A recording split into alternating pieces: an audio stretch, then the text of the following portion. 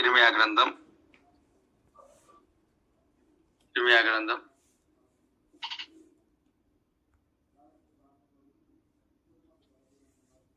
39వ అధ్యాయం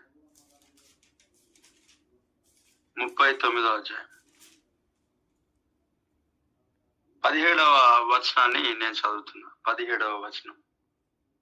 ఆ దినమున నేను నిన్ను విడిపించదను, నీవు భయపడు మనుషుల చేతికి నీవు అప్పగింపబడవని యెహోవా సెలవిచ్చుచున్నాడు. దేవునికి స్తోత్రం.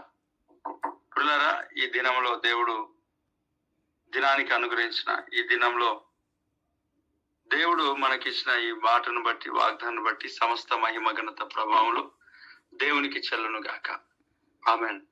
ఆ దినమున, ఏ దినమున అనంటే కీడు సంభవించే దినం కావచ్చు, ప్రభువు రాకడ సమయం దినం కావచ్చు, అపవాదిగాడు మన పైన ఎన్ని కుట్రలు చేయడానికి, అంటే అక్కడ ఉన్న కాంటాక్ట్స్ లో నేను మాట్లాడట్లేదు, అక్కడ కూడా ఒక యెరూషలేము అంతా కూడా పాడైపోవడానికి దేవుడు పాడైపోతుందని తెలియజేస్తుంది. సో అక్కడ ఆ ఏరియా పూర్తిగా పాడైపోయి రాజుల చేత తొక్కబడి బబులోను రాజ్యం ద్వారా పట్టబడి నాశనం చేయబడుతున్నప్పటికీ కూడా ఆ దినమున నేను నిన్ను విడిపిస్తాను అని అంటున్నాడు. దేవుడికి స్తోత్రం. ఆ దినమున నేను నిన్ను విడిపిస్తాను. దేవుడు ప్రతి కీడు సమస్యలన్నిటిలో నుండి విడిపించే శక్తిమంతుడు, సమర్థుడు. దేవుడికి స్తోత్రం. కాబట్టి దేవుడు నిన్ను కీడు నుండి విడిపిస్తాడు, మనుషుల చేతి నుండి విడిపిస్తాడు. ఆ దినమున నేను నిన్ను విడిపించదను. ప్రభు విడిపిస్తాడు, ఆయన నిన్ను విడిపిస్తాడు. అలాంటి దినాలు, గడ్డు పరిస్థితులు, ఇబ్బందికరమైన స్థితిగతులు, అనారోగ్య పరిస్థితులు, శరీరంలో ఉన్న రుగ్మతలు, హాస్పిటల్ ఖర్చులు అన్నిటి నుండి దేవుడు విడిపిస్తాడు. ఆ భయంకరమైన దినములలో కీడు సంభవించే సమయాలు ఏవైతే ఉంటున్నాయో దానిలో నీవు కూరుకుపోకుండానట్లుగా దేవాది దేవుడే నిన్ను విడిపించే శక్తిమంతుడు, సమర్థుడు. దేవుడికి స్తోత్రం. కనుక నీ జీవితం దేవుని చేతిలో దేవుని చేతిలో చాలా శ్రేష్టమైన కాపుదలగా ఉండి నడిపించబడుతున్నావు అనే సత్యం. అక్కడ ఇంకా మాట అంటున్నాడు, నీవు భయపడు మనుషుల చేతికి నువ్వు అప్పగింపబడవు.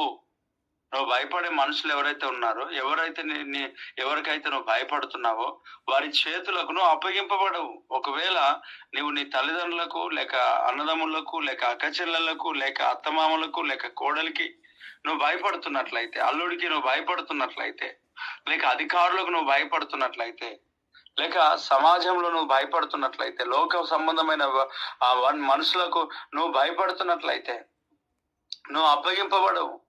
ఏదైనా వివాహ సంబంధాలమైన విషయాలు ఏవైతే ఉన్నాయో, దేవుని చిత్తానికి వ్యతిరేకంగా, లేక కుటుంబము నీ ఒక వయసు అయిపోతుందనో, లేకపోతే మరొకటో ఎవరినో ఒకరిని వివాహం చేయించాలని, ఎవరినో ఒకరిని తీసుకొని వచ్చి అంటగట్టించాలనే ఆలోచనతో ముందుకు సాగుతున్నట్లయితే నువ్వు భయపడుతున్న ఈ మనుషుల చేతికి నువ్వు అప్పగింపబడవని ప్రభు తెలియజేస్తున్నాడు.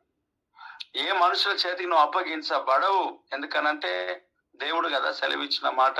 ఈ మాట నీ జీవితంలో ఖచ్చితంగా నెరవేర్చబడటం అనేది నువ్వు చూస్తావు.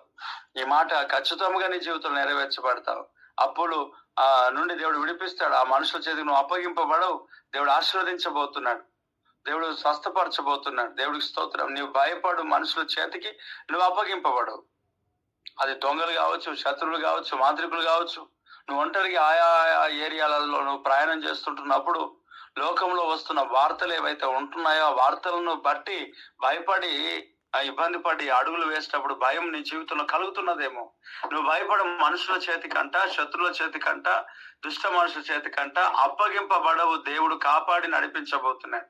నీ అనారోగ్య పరిస్థితులు అన్నిటినీ దేవుడు తొలగించి ఆ భయపడే మనుషుల చేతికి అప్పగించబడకుండా, ఎలాంటి ఆపరేషన్స్ అలాంటివి జరగకుండా దేవుడు కంచె కాపుదలు వేసి నడిపించబోతున్నాడు. దేవునికి స్తోత్రం. కాబట్టి ధైర్యంగా ఉండు. దేవుని పనిలో పాలిభాగస్తులై ముందుకు సాగు. ఈ మాటలు దేవుని జీవితంలో, పరిచర్యలో, కుటుంబంలో అందరూ ఆయననే నడిపించి నిలవబెట్టి ఆశీర్వకరంగా మార్చును గాక. Amen, amen, amen.